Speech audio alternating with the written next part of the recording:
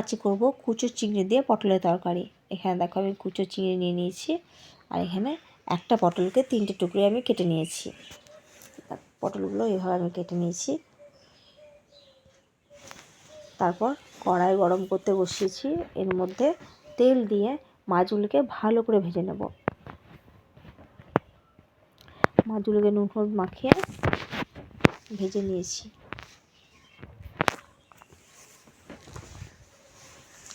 ভালো করে ভেজে নেওয়ার পর এটিকে একটি পাত্রে রেখে দেবে। তারপর কড়াইয়ে আবার একটু তেল দেবে। তারপর শুকনো লঙ্কা, তেজপাতা, 5 ফোড়ন ও একটু মতো চিনি দেবে। চিনি দিলে তেলের ওপর তরকারিতে খুব সুন্দর রং আসে। দেখো কেটে রাখা পটলগুলি এর মধ্যে দিলাম, ভালো করে নাড়াচাড়া করবে। পটলগুলিকে লাল লাল করে ভেজে নেবে। তারপরে দেখো এখানে বাটিতে আমি কিছু আলু 2 টুকরো করে কেটে রেখেছি, যেগুলোকে আমি প্রেসারে সেদ্ধ করে নিয়েছি। এই আলুগুলি তরকারিটা যখন হয়ে আসবে তখন দেব। এখন পটলগুলিকে ভালো করে নাড়াচাড়া করব। দেখো পটলগুলি ভাজা হয়ে গেছে প্রায়।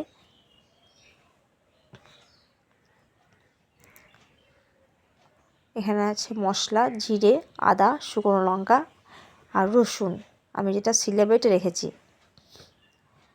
এখানে মশলা দিয়ে দিলাম 1 চামচ লবণ ও 1 চামচ হলুদ এর মধ্যে দিলাম। তারপর ভালো করে কষিয়ে নেব। তারপর দেখো একটা টমেটো আমি দিলাম। আমি টমেটোটা আগে দিইনি এই কারণেই, কারণ টমেটোটা যদি আগে দিতাম তাহলে পটলগুলি সেদ্ধ হতে দেরি হতো। তাই আমি পটলটা সেদ্ধ হয়ে যাওয়ার পর আমি টমেটোটা দিলাম। পটলগুলি এমনভাবে ভাজবে যেন ভাজতে ভাজতে তোমার পটলগুলি সেদ্ধ হয়ে যায়। দেখো মশলা দিয়ে ভালো করে কষিয়ে নিলাম এবং সেদ্ধ করে রাখা আলুগুলি তারপর এর মধ্যে দিলাম। তারপর আবার ভালো করে কষিয়ে নেব এবং এর মধ্যে পরিমাণ মতো জল অ্যাড করে এটাকে ঢাকা দিয়ে দেবো।